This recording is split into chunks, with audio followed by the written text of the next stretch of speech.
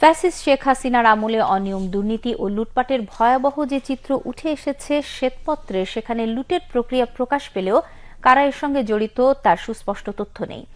কমিটির সদস্যরা বলছেন ৩ মাসের মধ্যে অপরাধী চিহ্নিত করা সম্ভব হয়নি। তবে দায়ী ব্যক্তিদের আইনের আওতায় আনতে প্রাথমিক দলিল হিসেবে কাজে আসবে শ্বেতপত্র।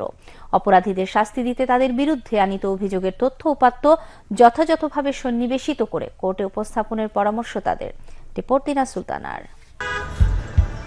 পতিত আওয়ামী লীগের শাসনামলে গত ১৫ বছরে দেশ থেকে পাচার হয়েছে ২৮ লাখ কোটি টাকা। প্রতি বছর গড়ে পাচার হয়েছে ১৬ বিলিয়ন মার্কিন ডলার। অর্থাৎ ১৫ বছরের পাচারের অর্থ দিয়েই ৭৮টি পদ্মা সেতু করা সম্ভব। অর্থনীতির অবস্থা মূল্যায়নে গঠিত শ্বেতপত্র প্রণয়ন কমিটির ৩ মাসের অনুসন্ধানে উঠে এসেছে এমন তথ্য।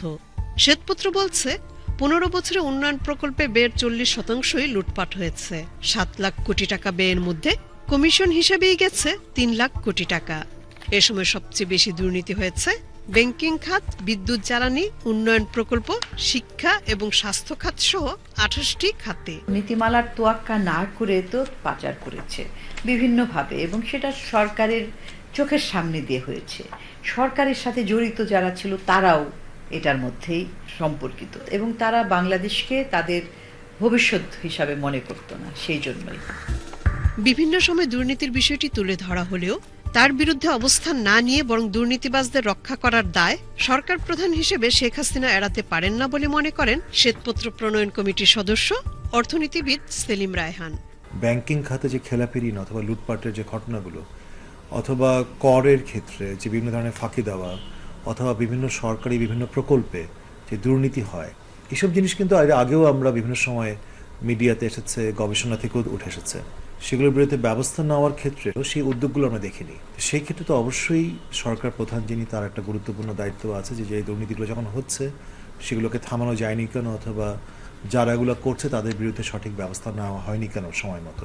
অনিয়ম, দুর্নীতি ও লুটপাটের সাথে জড়িতদের বিচারের আওতায় আনতে যথাযথ পদক্ষেপ নেওয়ার পরামর্শ দেন এই অর্থনীতিবিদ। আমরা শ্বেতপত্রের মাধ্যমে যেটা করেছি যে সেটা হচ্ছে যে পুরো দুর্নীতি, অনিয়মের যে প্রক্রিয়াগুলো, সেই প্রক্রিয়াগুলোকে আমরা ৩ মাসের মধ্যে, অল্প সময়ের মধ্যে তুলে আনার চেষ্টা করেছি। কিন্তু কোনো ব্যক্তি অথবা কোনো প্রতিষ্ঠানের বিরুদ্ধে যে সুনির্দিষ্ট অভিযোগ যেগুলো আছে, সেগুলোর জন্য কিন্তু চেষ্টা করতে হবে সেই সুনির্দিষ্ট অভিযোগের ভিত্তিতে এভিডেন্সগুলোকে কালেক্ট করা। সেই প্রক্রিয়াটা যেন শক্তিশালীভাবে করা হয়, এভিডেন্স কালেকশন, সেগুলোকে প্রপারলি ও কেসের জন্য সন্নিবেশিত করা এবং কোর্টের কাছে সেভাবে প্লেস করা, এই কাজটা কিন্তু, এই প্রক্রিয়াটা কিন্তু করতে হবে।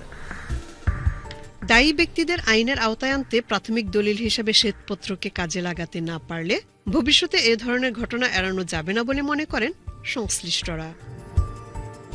দিনা সুলতানা, বাংলাদেশ টেলিভিশন, ঢাকা।